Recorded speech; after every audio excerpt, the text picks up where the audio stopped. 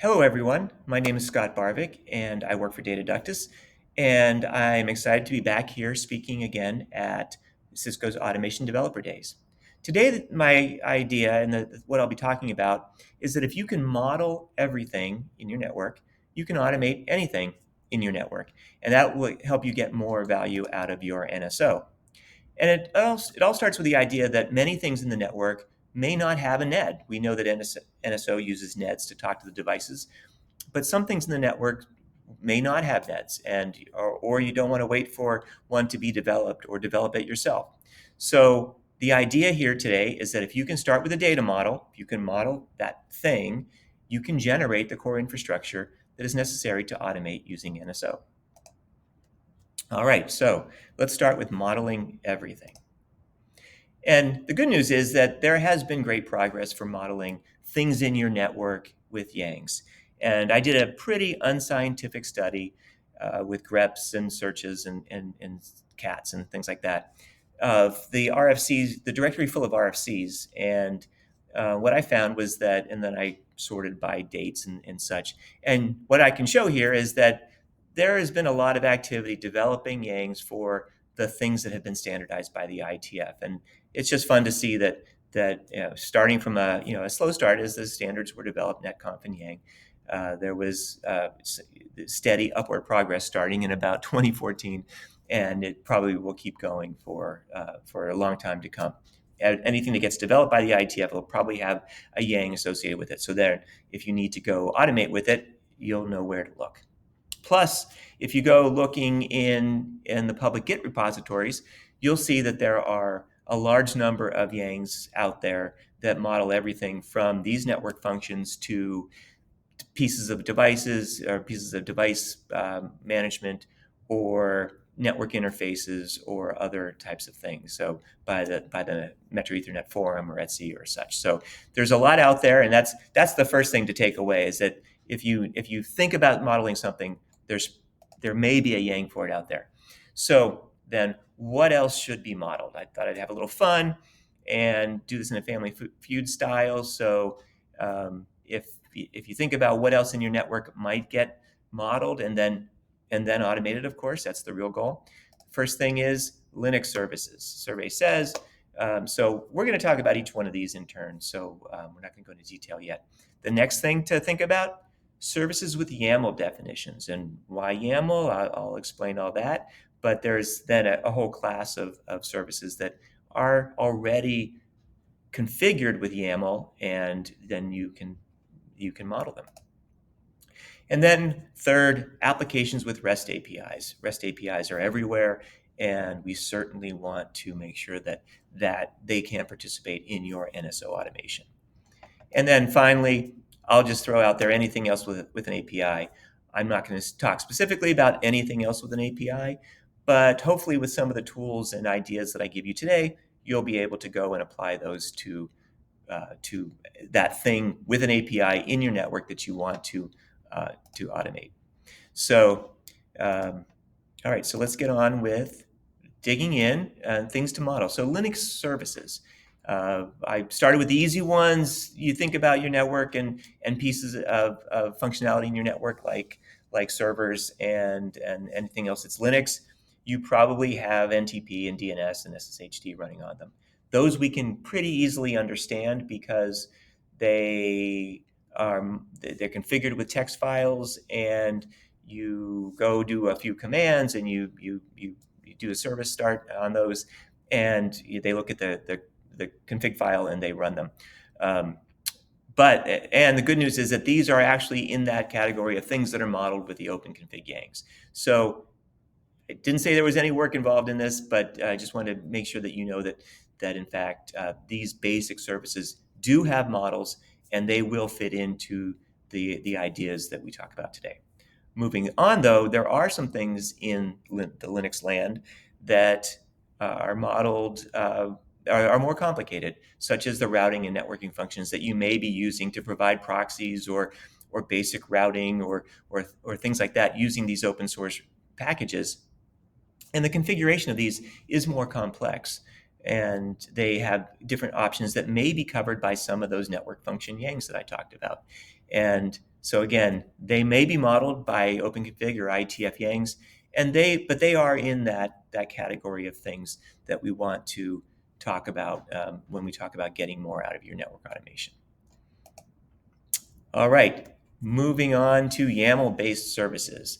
So I'll start with the basic idea here that YAML is not a data model. It is a data serialization format. And what do I mean by that? Well, I started with an example of a Kubernetes deployment file. You do this. This defines the containers that will be brought up and the replication factor and some other parameters, where they get the configuration from. So this is a basic unit of automation for Kubernetes, but yet I do not know from looking at this YAML file whether or not what the type of values associated for the one I have circled here, the kind field, a very high level, very important parameter in what are a number of Kubernetes deployment files. You can have a kind of deployment, you can have a kind of service, a kind of configuration, and then several more. But looking at the YAML or looking even in the documentation, it's really hard to find the universe of parameters that are allowed and will not throw errors for your Kubernetes deployment. And so those of us who know Yang say, gee, if I only had a proper data model, I would know that there's an enum for kind, and it includes deployment and service and configuration or secure configuration. And that's where I say, if you had a data model, then you can go ahead and do some NSO-like things with it. The nice thing is, of course, it's also a very mature, well-understood system. And with that model, with the implementation around it, with kubectl or other tools, would be actually quite straightforward. So as an example of a YAML-based service that you could use a Yang for, Kubernetes is another one. Of course, there's Helm charts for Kubernetes as well. There's the cloud-based services that all use YAML. Of course, YAML is very popular. So I'd like to leave you with thinking that, yeah, in fact, I have a YAML-based thing, and in fact, if I just created a model for that or found a model for that, then I could go and then automate that. Okay, so moving on to modeling things with REST APIs. Kind of take a minute to get your head around that. I started with the little picture here. This is, of course, a very basic sequence. You can go ask for an object with the REST API and you get back the data. Or maybe you put an object, not necessarily the same object, I guess, but you put an object and you get hopefully back a success. But the question really is, how do you know what the object is? How is it defined? Again, in the past, we've used ad hoc API documentation, we've searched, we've done all these things, and no modeling. There was no actual data model.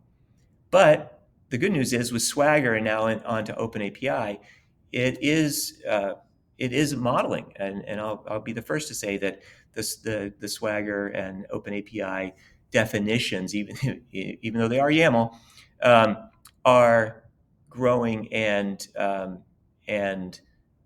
that is a proper data model. And then, of course, the obvious next question is, what about Yang? Is there a Yang for a REST API? And the answer is no. And because, of course, there's a whole ecosystem and a whole body of effort around the OpenAPI model, which is clearly not Yang. So, but what can you do with that? Of course, if you have a proper data model, which OpenAPI is, again, formerly known as Swagger, you can then generate the Yang from that. And I'll actually show you that we can do that. But I'll step back for a minute and say that because of this OpenAPI data model that defines the REST behavior and the data behind it, there's already a whole body of more than 120 generators which generate the client and server code for just about any modern language that we have, Python and Swift, and then it also generates documentation and schema. Because it is a data model, you can generate anything. And there was no Yang until now, whereas a demo and an early form of this proof of concept, we've actually done a generation of generic open API specs into Yang, and we'll show you that in action. What I have shown here, though, is a Meraki API through Open API, and I can just show you. I'm going to show you another code later on, but we can show you that in fact this looks an awful lot like things that we see in Yang, where we have parameters that include a name, and which is serial path. We'll refer to other things, but it has a schema type, it has a string, it has some description, and some metadata like required. What you can also deduce from this is that there's a list here. The basic concepts of lists and containers do exist, and you can see that this, because the serial happens to be in these brackets, you can deduce that this is actually a list of devices indexed by serial. So with that sort of structure in place, then you can go and you can do some actions based on that. So those are the three things that I wanted to talk about, thinking about modeling so that you could then automate.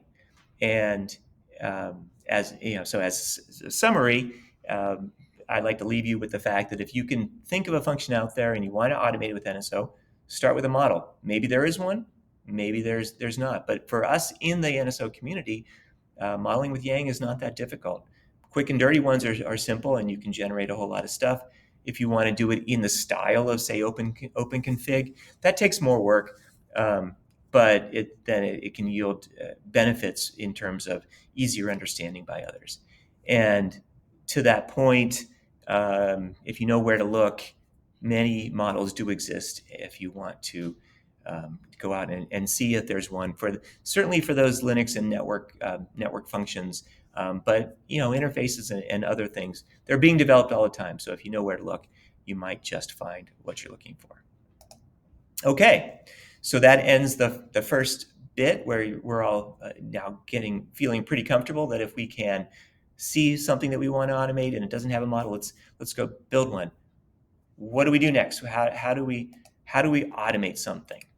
And so I'm going to start with my new function .yang and say, okay, I have that, I've done that, I've modeled it. What do I do? What are the pieces, and how hard is all of this? And so I have this very simple diagram, and I show a few things. Like, one is the gear that says, okay, I got to get this over to NSO, but I also have to get it onto NSO and into the devices. And so, what are those pieces? Well, let's unwrap that a little bit, and I will claim and show you that a pretty low-code approach is possible, or a little low-code result is possible. Now, there are a number of tools and build processes that happen in there, but you'll see that those are things that we're already pretty good at. And so I will now start to show that. So as you unwrap it, you can imagine that the thing that you need to do is get a netconf server, because NSO is going to talk to netconf, or talk with netconf to something that is serving up the Yang, and so you need that, and then you need, of course, to be able to build with that. So with the device netconf server, I listed several options out here just to show you that there are options. And again, this is not something you have to go build yourself. You can use these. Conf-D is one that I'm most familiar with. It is the one that, of course, has a lineage tied to NSO, and it has a way to program to it that is very much the same as NSO. So, of course, I'm very comfortable with that, and that's the one that I know and will use and will show you today. But there are other ones. There's YumaWorks is another commercial product, and there are some open source tools and libraries such as net2peer and libnetconf that you can use. But But again, this is not something you have to write. You just get this and build it in and perhaps automate that structure, the rollout. But it's really not, it's not a code thing. Then you have to get the Yang into the Netcom server. That's a build process. You have your Yang. You just have to build it into whichever tool you've chosen. If it happens to be ConfD, then the build process looks an awful lot like NSO, and then you just go ahead and do that. Next, the netconf ned. This is all about automated with NSO. So that's the northbound side from the device or the device proxy, and we know how to build netconf neds. We've had actually several developer days presentations over the recent years about how to do this, and some of the tools they're out there, they work well. I actually have recently used both of them to set up for this demo, so that works well. And so I'm not going to talk much more about that. And then, of course, there is that thing, the business logic, the thing that takes what I'm automating to and builds it into the callbacks and that the structure of your netcom server. And the great news here is that while that sounds like a lot of code, or it could be a lot of code, um, I claim that it's not. I can show you that it's not so much for simple things if I just want to have this piece of my network automated. But I'm also very encouraged that through generation, either kind of the previous definition of generation, such as the Open API generators, which are not AI based, but just very raw template based. Those are available and working. But of course, there's a whole new generation of generative AI based things that are coming, and you'll see more about that. You'll hear more about that from us in the future. Okay, so having said all that, I'd like to show you how you can tie all this together, and I'm going to do that by demonstrating the third example, a REST API. So I will show you a REST API that I have generated the Yang and then built that into the tools, and then we can automate it from NSO. And how do I do that? Well, and what are the specifics? Well, I started with, I wanted to automate the WebEx API, and I'm going to use the Cisco DevNet WebEx Sandbox, which has been very, very helpful. And that's a whole great resource that Cisco provides. And so I'm going to automate from NSO through my device agent, my device proxy, if you will, my API proxy, which I'm going to use I'm going to use ConfD because, again, that's what I'm most familiar with. And I'm going to and show you how that works. Now, what are the steps? Well, I'm going to start with the WebEx OpenAPI YAML file, and that is the definition, the data model, if you will, of the OpenAPI WebEx REST API. And the first thing we do is, while the YAML is not, it is a data model, it is not a Yang. So we have to generate that first, and I will show you that. And then we have to build that Yang into ConfD because that is the second step that I talked about. We have to build the netconf ned into NSO based on your device, your device publishing a netconf model of what supports and the netconf client interrogating that, and that's step 3. And then step 4, as I showed you, we have to write or generate. Today is writing the callbacks, the ConfD callbacks for Yang and the REST API. And the 5th step is to run it. So here we go. And I have recorded this just so you don't have to sit there and watch me type. I will annotate the process as it goes. And so here we're going to start. And I'm going to start with the same slide that we had, and you can see the process. But really, we're going to quickly move on to the code, which is the code in this particular case. This is the WebEx OpenAPI YAML file, and I showed you an example of an OpenAPI YAML before, and this is one I showed you one for Meraki, but this one is one for WebEx. But you can see some of the same constructs where I have the team ID, the teams, and the team it indicates a path and a list, and um, so that's what I'm showing. And because it's a list, it's going to have the the the container that lives lives within each list instance as indexed by the team ID that I showed you. And the OpenAPI YAML, at least version 3, is nice. It has the component and the schema it kind of in a separate place, so you can separate the actions from the actual schema. I searched for it, and I can show you here that this looks a lot more familiar, like a data model. And with that, you can see um, the properties of the type of object that's included. You can see some types of each parameter, the name, and the description. So those are the pieces that go into this data model. And because it's a sandbox, I have it running, and I'm really going to have my local NSO talking to the sandbox instance out across the internet. And so the first thing I'm doing here is showing you that, in fact, when I hit it with a REST call through Postman, there's nothing there. There's nothing in the teams. Oh, and I guess as far as context goes, or what I'm doing is I'm trying to automate the the basic concept of a WebEx team. I'm going to add and delete teams in this demo.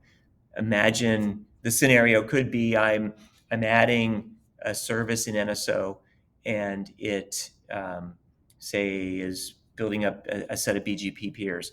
Maybe there's a WebEx team for the BGP users, and you just want to make sure it exists. And so we're going to then have that in there too as part of your service.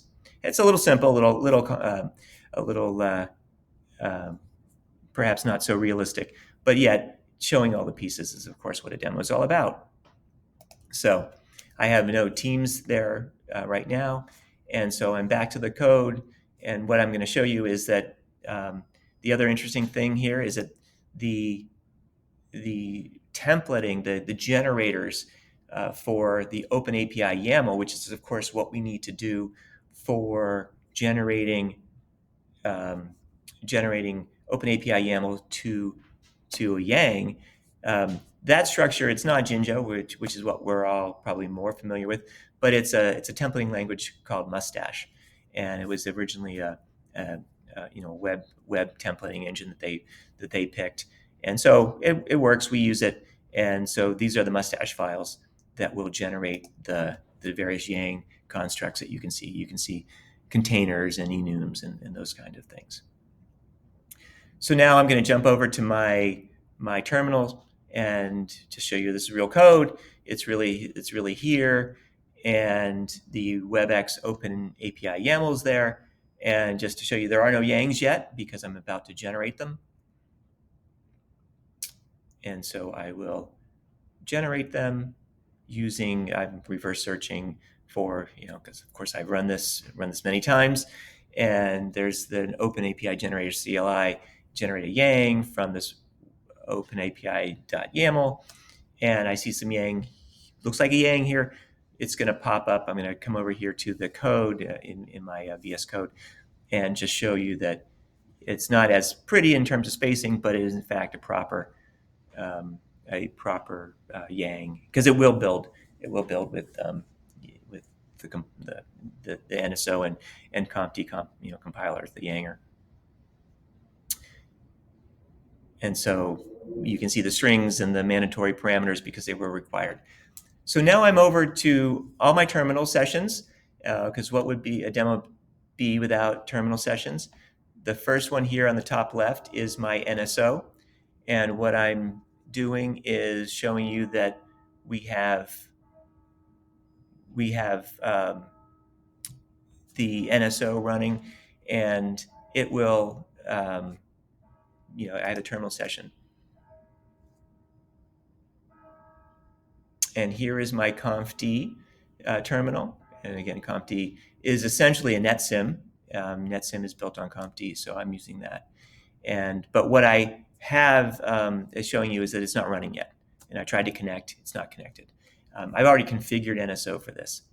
And so down in this corner, I'm going to copy my Yang over to the build place, which again, all of these, because it's conft, you'll recognize a lot of the build constructs. So I'm going to go build. Well, first I'm showing you that I can build this, or that I just copied this over. And so in my packages directory here in conft, I'm going to, or in the source Yang, I have this Yang that I just generated. And I'm going to go make clean all because we build our packages, our conft, just like we build NSO. And you can see a lot of things. Yang is being compiled here. It was all successful. And now we have just more Yang things to move all the files around into the right place, things that look, again, awfully familiar to an NSO developer. And that's what I'm doing here. So I'm just preparing. This is that building step, that building the infrastructure, building the Yang into the device agent infrastructure. And now I go to my test run directory, and I'm going to start up conft. So now it started with the Yang and that I just built, and get the CLI. And what I'm going to show you is that we can now connect from NSO and sync from. Now there's no data in here. I built this all clean. I have started with a clean system because of course what we want to do is then go add configuration and see it do the right thing. And so I'm going to show that there's no configuration yet. My device is called conft WebEx. And so show teams. I have no teams. What I'm going to do in this terminal is, unlike NSO conft, it doesn't have that lifecycle management for packages, and so I'm starting the subscribers by hand, and they'll run, and that's just how this works. And so, but what you'll see in that directory is as I do things, I have some log messages or some print messages that will show you that activity is happening. And there you show that I subscribed to the /teams path. Okay, so the first thing I'm going to do here now I'm really going to be talking from the device agent off to the WebEx API through the CLI. And so you can see that what I did, I set this team. It's called demo team 1. It did something as we showed, and now this team does show up in WebEx. So what I built is the device agent that can, through the CLI, through the Yang model, go and automate off to the REST API. But that's not really what we want, because of course we want it to go from NSO. And so of course NSO is already connected. Let's do another sync from. And now you can see that this demo test 1 or demo team 1 has been synced into the NSO. And so now you can imagine all the things that you can do. This is a device model. Of course, on the NSO, I didn't go to the next level, which is to build a service. But we can now do all the things we could do from NSO through the netconf server off to the REST API, all just because of the Yang file that we generated. And so now what I'm doing is I'm adding a new team from NSO, and you'll see once I do the dry run, you have all the benefits of NSO. And now when I commit, you'll see over on this side, you'll see stuff happening on the device agent. You see pretty standard NSO-like things, but it's conft. And if I go over to the web, to Postman, you can see up in the WebEx server that I've added this new team, demo team 2. And so now just like what you do in any demo, now I can delete it, show you that it has the fast map and it can do all the right things. I'm going to go delete this. I think I'm deleting the first instance just to show you that it's not somehow just doing the things that NSO knows. I'm going to go delete, I believe, the first instance. It starts with an 8. Yeah.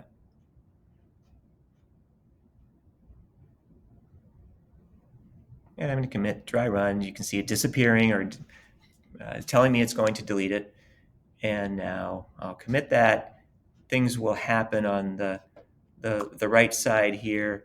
You can see that there's an operation, and it doesn't exist in conf D anymore, and it doesn't exist in WebEx anymore. So, and that's it. The only thing left is demo team 2, and that is the end-to-end operation from NSO to Netcom server to WebEx API. And the last thing I'm going to show you here is the code that was the fourth step of that whole process, which is the code that does the device agent implementation. And I claimed that it didn't take a whole lot of work. What you see here in create team and delete team is just the most simple requests, post and delete. And of course, there's a key. There's a little bit of overhead that has to get done, but fundamentally, there's that. And as I scroll down, you'll see that there's some reading of the data model. So again, another page of code, perhaps.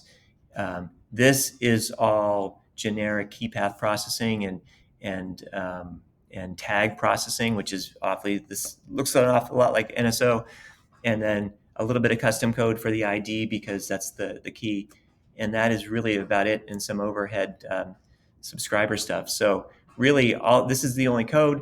I wrote this by hand, but it fit into a class, an object, object programming model in Python, but a base class. And but really, I can easily see how this could be generated, and it almost could be generated with generative AI in the future, based on the REST API that you're looking at, and all the other code that's out there for that. And so I'm really excited about what we're going to be doing next with this. And that is the end of the demo. I'm back to this screen, and we'll come back to the main PowerPoint, and that is all for that, except for the summary, which is hopefully you can see after today that with a data model, with effectively yin yang, one way or another, you can get so much more out of NSO, because you can then go ahead and automate just about anything in your network, and especially if it's something that has the model already. But if you don't have that, you can build that pretty easily, because we all know how to do that. And if you start with your tools and that you already have with NSO, you can actually get quite a long way toward the final solution, depending on what other tools you need to bring in. The other thing I realized as I was doing all this was that while Swagger is the thing that we all talk about for REST APIs, OpenAPI, which is the later form of that, specs for anything that you want out there, may not exist as much as you would think. I had to go looking for, as I showed you, the Meraki was an easy one to find, but even the WebEx one, I had to go dig and even augment a little bit to make it match the latest. So that was kind of interesting. So I think out there, just for the goodness of APIs and REST APIs, we need to keep pushing, not only for Yangs for network things, but also for open APIs for REST commands, or REST APIs. And of course, most presentations these days will talk about generative AI, and so watch for that. I mean, that's also part of the summary. So thank you very much. I can be reached at scott.barvick@dataductus.com, and I look forward to being back again next time. Thank you.